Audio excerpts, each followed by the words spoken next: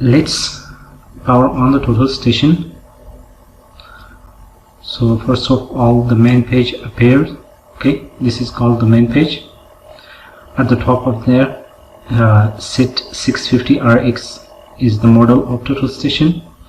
Next is serial number, and next to that is version of total station, date of total station, and the final is job. So here is job. It's editable. You can change the job total station anytime you want. These four buttons: measure, media, memory, configuration. It's has lots of use in total station, especially memory at the start of the job and media at the end of the job. Here we have two more important buttons. One at the start of the job is called memory, and second is the configuration, which is used to configure your total station before you start your work. There are many things in configuration, so we don't need to study all of them right now. We will study them later, but the only thing here important is units. If you are familiar with other engineering software, you have to first configure your unit. Okay, when you first enter, this menu will appear: temperature, pressure, angle, distance. So here we configure, for example, temperature. In temperature we have two things, Fahrenheit and Celsius or centigrade. Now we select centigrade because here we usually use centigrade in our region. It depends on region where you want to do your job, and you can also configure it. For example, you can give the temperature, the current temperature. You go to this menu. Later we will be studying these things in details. Right now let's return to our main place, configuration, units.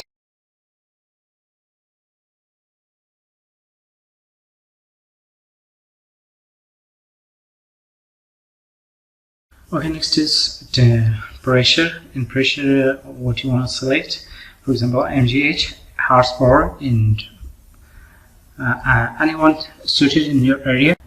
Next is angle. For example, we select degree, and after that distance. In distance, meter, foot, anything. So let's go with the meter. Okay, system.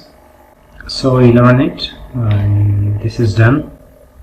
At the beginning, this much was important, and other will be studied later. Now we go to memory. Going to memory, here you see on the screen above F3 there is memory, so press F3 to enter. Here we have job, new data, code, and dialog. Remember, never ever mess with dialog, cause here we give password to the total station. If you forget your total station password, so it's really hard to break it. You have to take it to the company to help you break your password. Let's see what's in job. Enter. Here we have job selection, job name edit, job deletion, comms output, comms stop. These all are important for us. We will be studying these all in details. Remember, total station of Sokia has 10 jobs, but inside every job you can take infinite points. Here you can start a new job, or you can resume already saved job. Whenever you're taking new coordinates, so you need to vacate a place from already 10 saved jobs. I mean delete one job and free the space for the next one. Okay, press enter to the job selection. Here we can navigate between the jobs by arrow keys.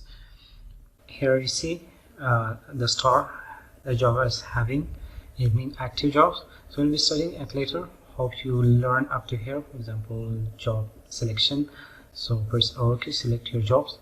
Okay, next is job name edit. Press the enter key. So here we can give a name to our job.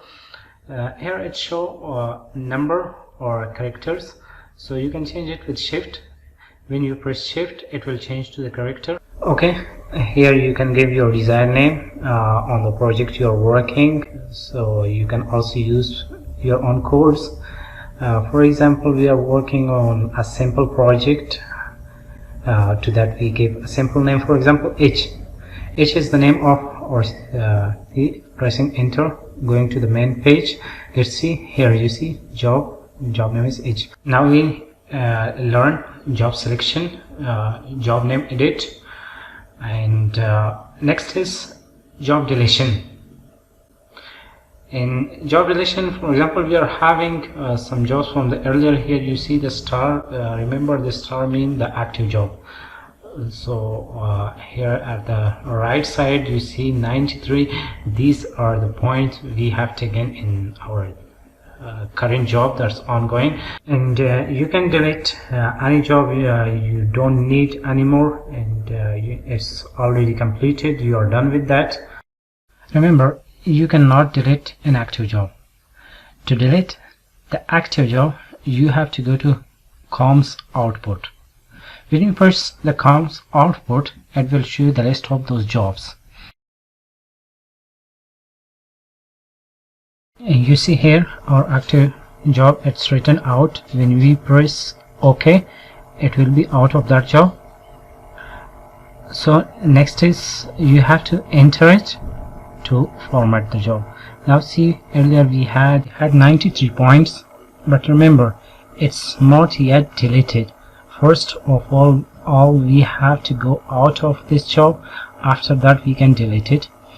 So we are checking back, for example going back to the job. See, here we are seeing our earlier job is still exists, but the only thing we are just deactivated that job. Okay, we are going to try the same procedure once more.